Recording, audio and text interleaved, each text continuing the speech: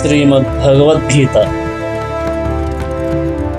సర్వమానవాళికి కల్పవృక్షం, జ్ఞానగీత, జీవనగీత.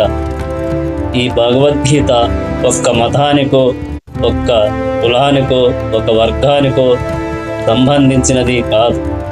అన్ని మతాల వారు చదవవచ్చు, అన్ని కులాల వారు చదవవచ్చు, వినవచ్చు. ఈ భగవద్గీత సర్వమానవులకి కల్పవృక్షం వంటిది.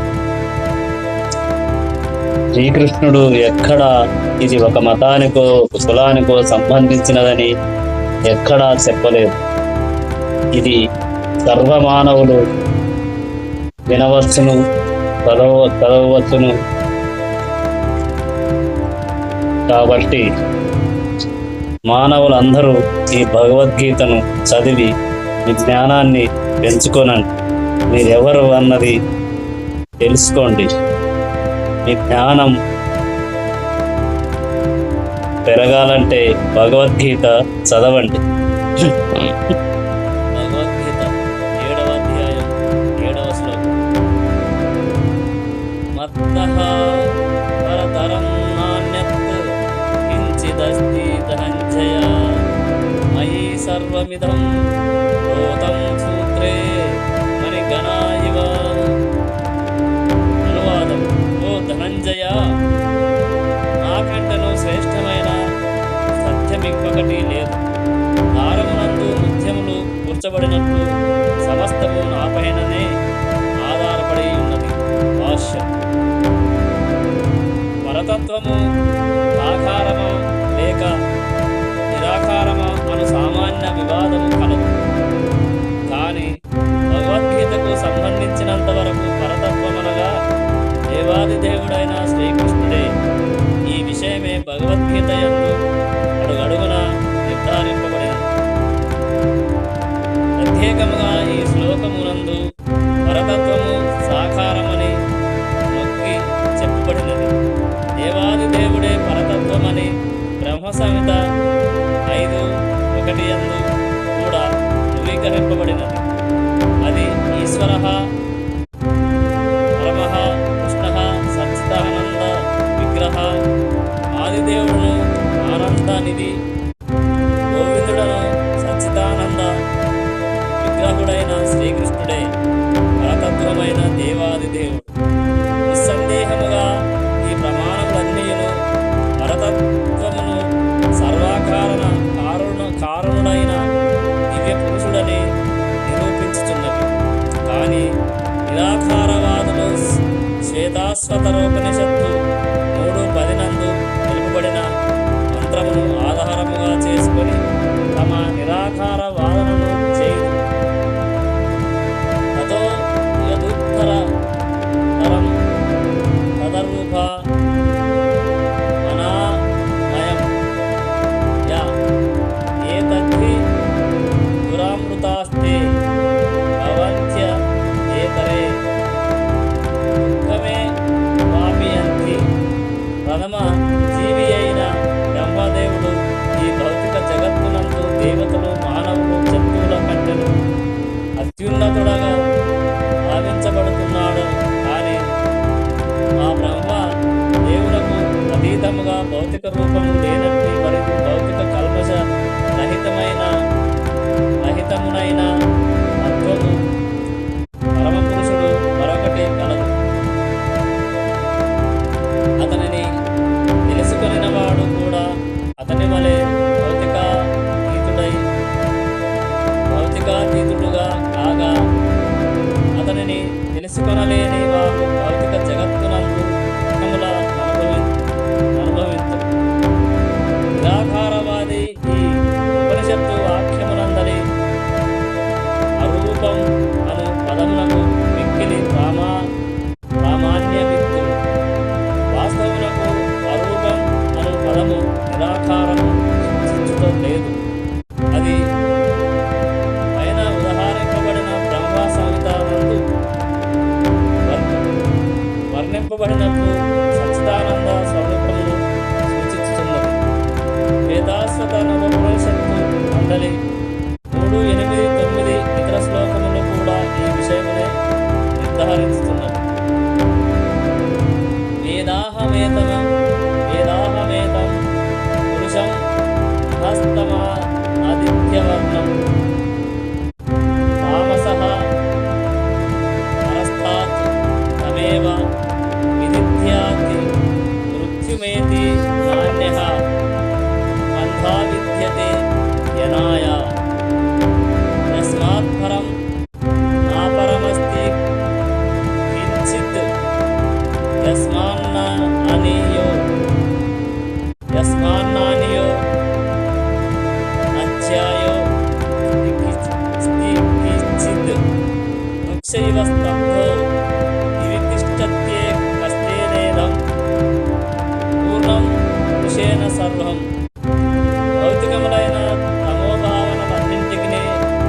దేవుడైన దేవాది దేవుని నేను ఎరుగుదును. అతనిని ఎరిగిన వాడే జనన మరణ బంధముల నుండి విముక్తుడు కాగలడు. ఆ పరమ పురుషుని కూర్చిన ఈ జ్ఞానం కంటే విముక్తికి మరొక మార్గం లేదు. పరమ పురుషుడు దివ్యుడగుటచే అతని కంటేనూ శ్రేష్టమైన సత్యం మరొకటి లేదు. అతడే అణువు కంటే అణువు, మరియు మహత్తు కంటేను మహత్తరుడు. అతడు మౌనంతో కూడిన వృక్షము వలె నిలిచి ఆధ్యాత్మిక జగత్తునంతటిని ప్రకాశింపజేయును. వృక్షము తన వ్రేళ్లను వ్యాపింపజేయునట్లు అతడు తన విస్తృతమైన శక్తులను వ్యాపింపజేయును. ఈ శ్లోకములను బట్టి పరతత్వం అనగా భౌతికము మరియు ఆధ్యాత్మికములనేడి వివిధ శక్తులచే సర్వవ్యాప్తి అయ్యుండు దేవాది దేవుడే అని ఎవరైనను నిర్ణయింపవచ్చును.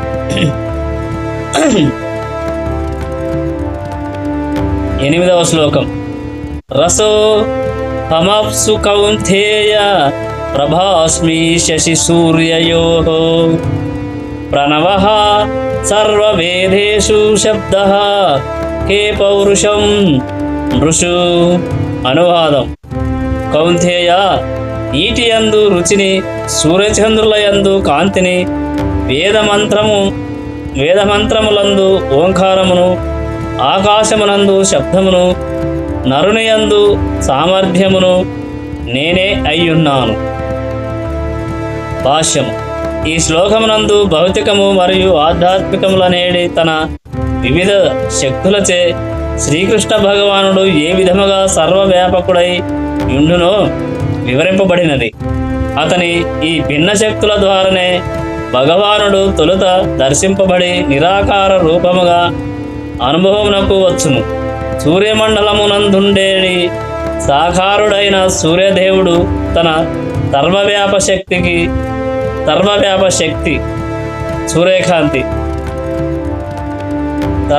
శక్తి ద్వారా దర్శనీయుడైనట్లు శ్రీకృష్ణ భగవానుడు తన ధామమునందు నిలిచియున్నను సర్వత్రా వ్యాపించియుండేడి తన శక్తుల ద్వారా దర్శనీయుడగును.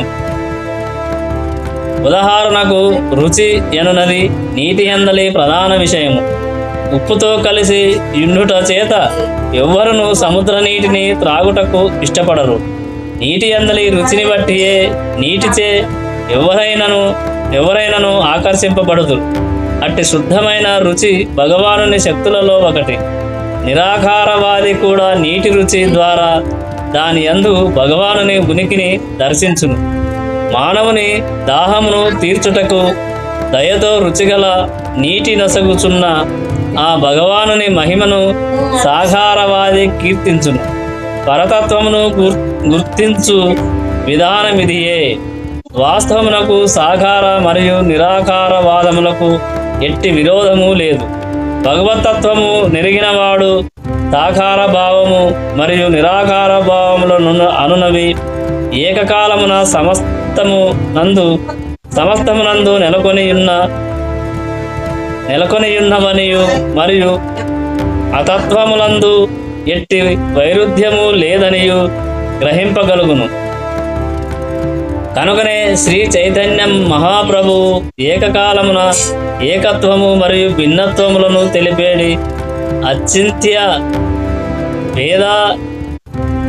భేదాతత్వము అనేడి ఉదాత్తమగు తమ సిద్ధాంతమును స్థాపించిరి. సూర్యచంద్రుల యొక్క కాంతి మొదట భగవానుని నిరాకార తేజమై బ్రహ్మజ్యోతి నుండియే వెలువడుచున్నది. అదే విధముగా సర్వవేద మంత్రముల ఆదిపదమైన ప్రణవము లేదా ఓంకారము దేవాది దేవునే సంబోధించును. నిరాకారవాదులు దేవాది దేవుడైన శ్రీకృష్ణ భగవానుని అతని అసంఖ్యాకములైన నామముల ద్వారా సంబోధించుటకు వెనుకాడుచుండుటచే దివ్య ధ్వని అయి ఓంకారమును ప్రతిధ్వనింపజేయుట యందు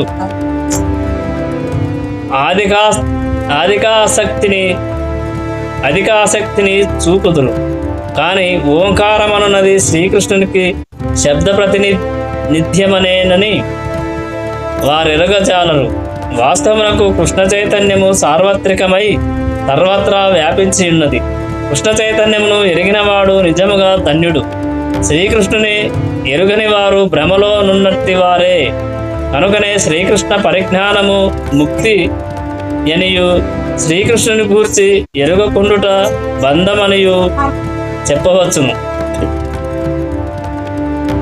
9వ శ్లోకం. పుణ్యో ఘంతః పృథివ్యాం చ తేజాచ్యస్మి విభావసౌ జీవనం సర్వభూతేషు తపస్యాస్మి తపస్విషు.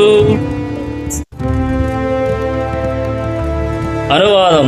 నేను భూమి యొక్క అధ్యమైన సుగంధమును, అగ్నియందు ఉష్ణమును, జీవులయందలి ప్రాణమును, తపస్సును అయ్యున్నాను. భాష్యము. పుణ్యము అనగా శిథిలము కానిది. అట్టి పుణ్యము ఆద్యమైనట్టిది. పుష్పము, భూమి, జలము, అగ్ని, వాయువు మొదలైన వానికి ఒక ప్రత్యేకమైన వాసన విన్నట్లే భౌతిక జగత్తునందు ప్రతి వస్తువును ఒక ప్రత్యేకమైన వాసనను కలిగి ఉండును. ఆద్యమై సర్వత్రా వ్యాపించి ఉండి కలుషితము కానటువంటి పరిమళము శ్రీకృష్ణుడే. అట్లే ప్రతి వస్తువు ఒక ప్రత్యేకమైన సహజ రుచిని కలిగి ఉండును. కానీ ఈ రుచి రసాయన మిశ్రమముచే మార్పు చెందగలదు. ఈ విధముగానే ఆద్యమైన ప్రతి వస్తువును ఒక వాసనను అనగా సువాసనయు ఒక రుచిని కలిగి ఉండును. ఇక విభావసు ఎనగా అగ్ని లేనిదే కర్మాగారములను నడుపుట, వంట చేయుట వంటి కార్యములను మనము చేయజాలము. అట్టి అగ్ని మరియు అగ్ని అందలి ఉష్ణము శ్రీకృష్ణుడే. వైదిక వైద్య శాస్త్రము ననుసరించి ఉదరములో జఠరాగ్ని మందగించుటయే అజీర్తికి కారణము. కనుక ఆహారము జీర్ణమగుటకు కూడా అగ్ని కావలను. కృష్ణ చైతన్యమున భూమి, నీరు, అగ్ని, వాయువు, సర్వచేతన పదార్థములు, రసాయనములు మరియు మూలకములన్నింటికి శ్రీకృష్ణుడే కారణమని మనం ఎరుగుదుము. మానవుని ఆయు పరిమాణము కూడా శ్రీకృష్ణుని చేతనే నిర్ణయింపబడుచున్నది.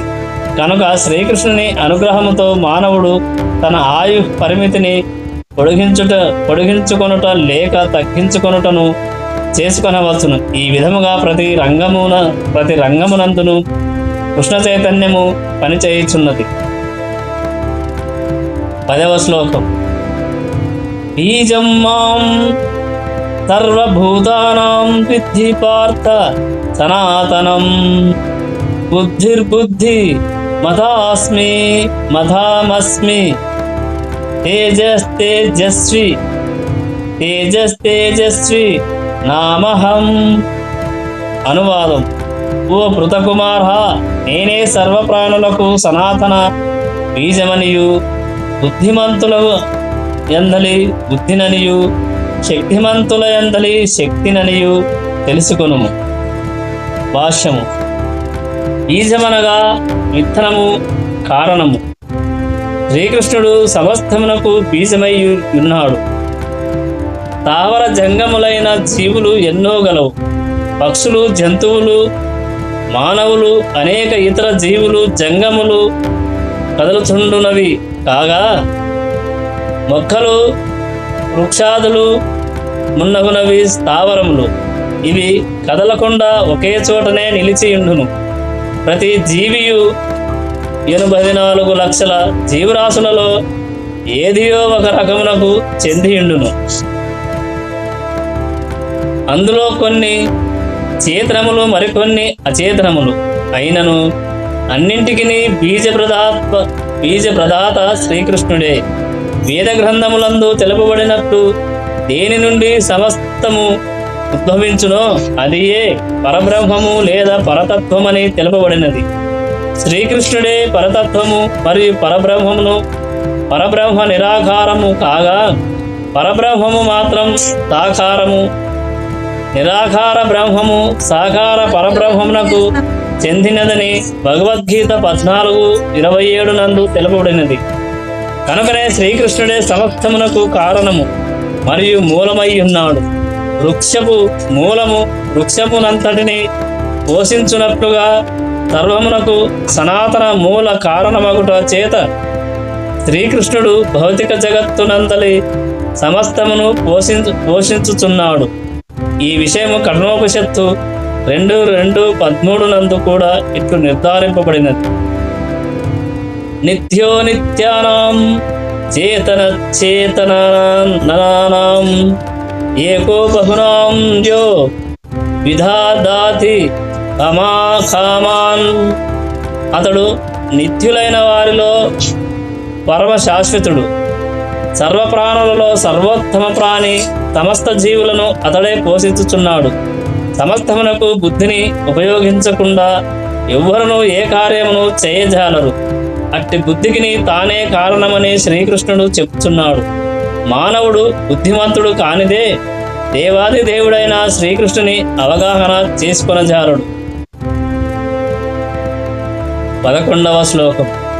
బలం బలవతాం చాహం కామరాగ వివర్జితం ధర్మా విరుద్ధో భూతేషు కామేష్మి భరతర్షభ. అనువాదం. ఓ భరతవంశ శ్రేష్ఠుడా, బలవంతులలోని కామరాగ రహితమైన బలమును మరియు ధర్మ సిద్ధాంతములకు విరుద్ధము కానటువంటి కామ సంభోగమును నేనే అయ్యున్నాను. భాష్యము. బలవంతుని బలము స్వలాభము కొరకు కాకుండా తదా బలహీనులను రక్షించుట కొరకై వినియోగింపబడవలెను. అట్లే ధర్మ సిద్ధాంతములకు విరుద్ధముగాని సంభోగము సంతానోత్పత్తికే గాని అన్యమునకు కాదు. అటు పిమ్మట తమ సంతానమును కృష్ణ చైతన్యవంతులుగా చేయుట తల్లిదండ్రుల బాధ్యత ఉన్నది. 12వ శ్లోకం. ఏ చైవ సాత్వికా భావా రాజసాస్థా మసాచ్చ ఏ మత్త ఏ వేతి తాన్విద్ధిన త్వహం తేషు తే మహీ. అనువాదం. తత్వగుణముతో కూడినట్టిగాని రజోగుణముతో కూడినట్టిగాని లేదా తమో గుణముతో కూడినట్టిగాని భావములన్నీయును నా శక్తి నుండి ఉద్భవించినవి నీ వెరుగుము. ఒక విధముగా నేనే సర్వమును నైనను స్వతంత్రుడను. ప్రకృతి త్రిగుణములు నా యందున్నను, నేను వాటికి లోబడి ఉండను. భాష్యం. భౌతిక జగత్తునందలి సమస్త భౌతిక కార్యకలాపములు భౌతిక ప్రకృతికి సంబంధించిన త్రిగుణముల చేతనే నిర్వహింపబడుచున్నవి. ఈ త్రిగుణములన్నీ దేవాది దేవుడైన శ్రీకృష్ణుని నుండియే వెలువడినను. అతడెన్నడను వాటిచే ప్రభావితుడు కాజాలడు.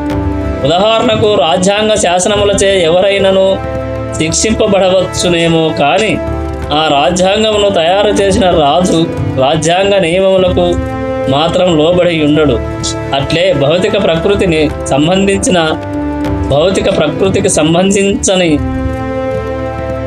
సత్వరజస్తమో గుణములన్నీయును దేవాది దేవుడైన శ్రీకృష్ణ భగవాను నుండియే ఉద్భవించినను. అతడెన్నడును భౌతిక ప్రకృతిచే ప్రభావితుడు కాజాలడు. కనుకనే అతడు నిర్గుణుడు, అనగా గుణములు అతని నుండియే ఉద్భవించినను అతనిపై ఏ విధమైన ప్రభావమును కలిగింపజాలవు. అది ఏ దేవాది దేవుడైన శ్రీకృష్ణ భగవానుని ప్రత్యేక లక్షణములలో ఒకటి.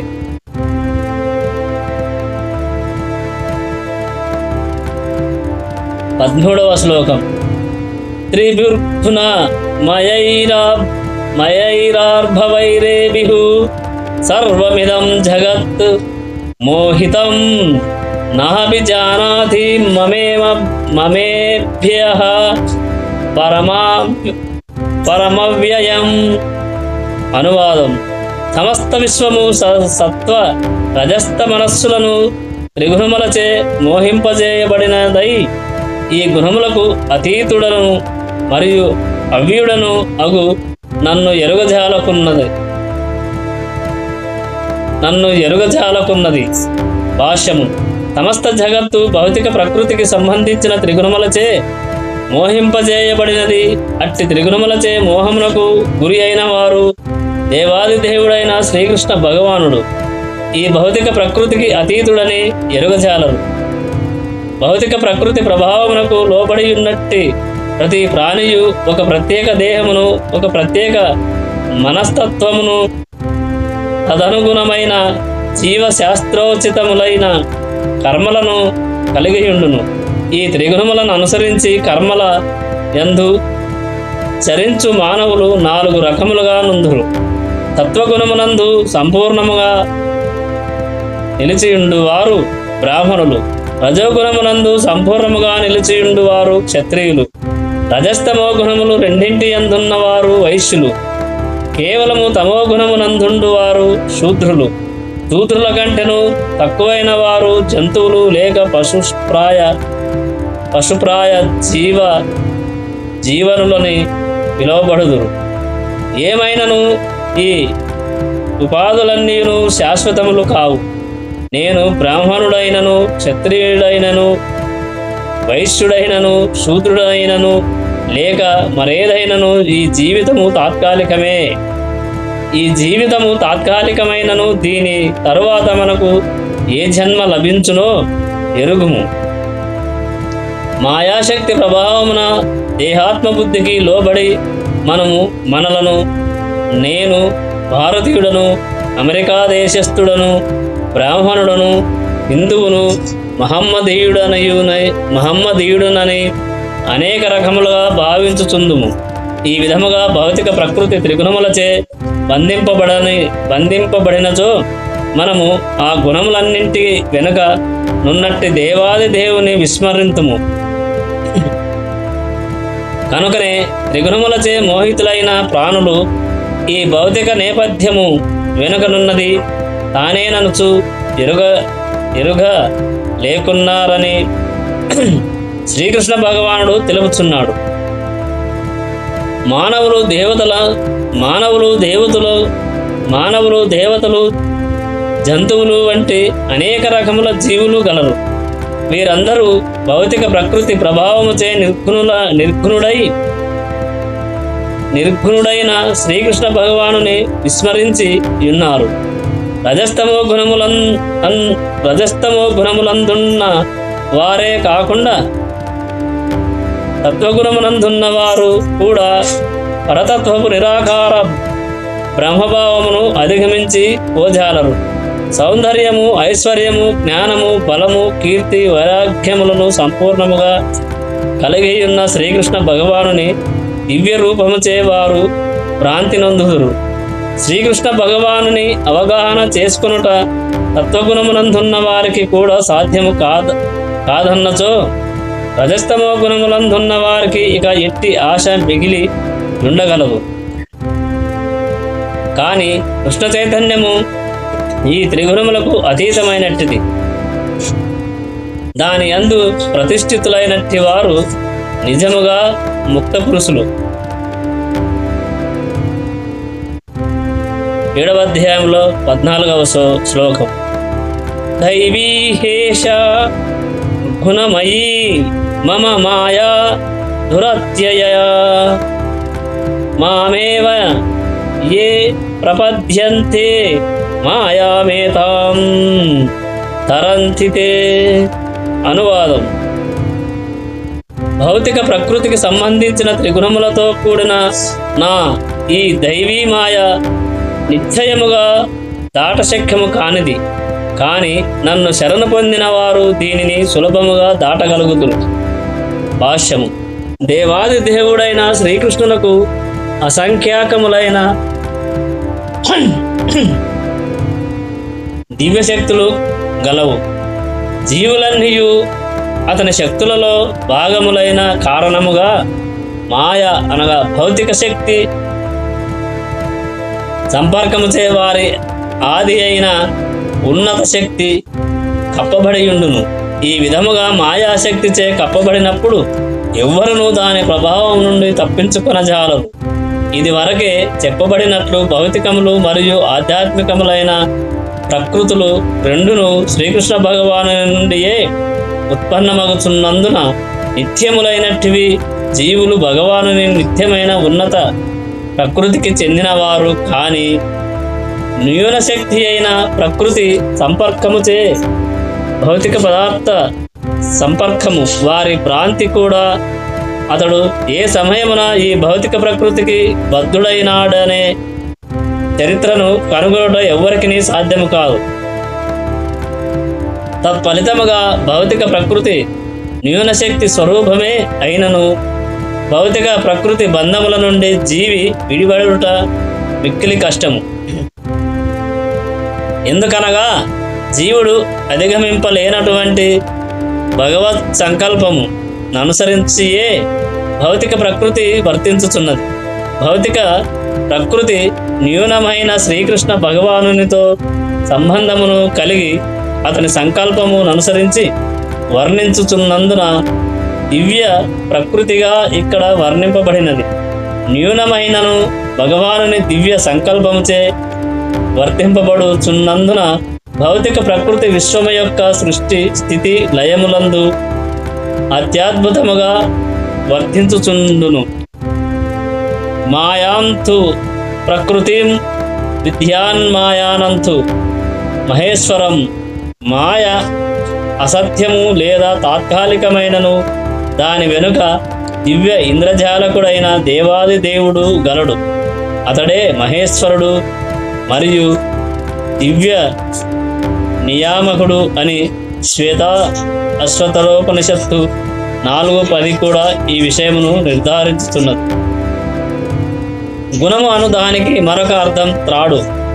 బద్ధజీవుడు మాయ అను త్రాళ్లతో గట్టిగా బంధింపబడి ఉండునని అవగతం చేసుకొనవలెను. కాళ్ళు చేతులు కష్టపడిన వ్యక్తి తనంతట తానుగా బంధముల నుండి వినిపించుకొనజాలడు.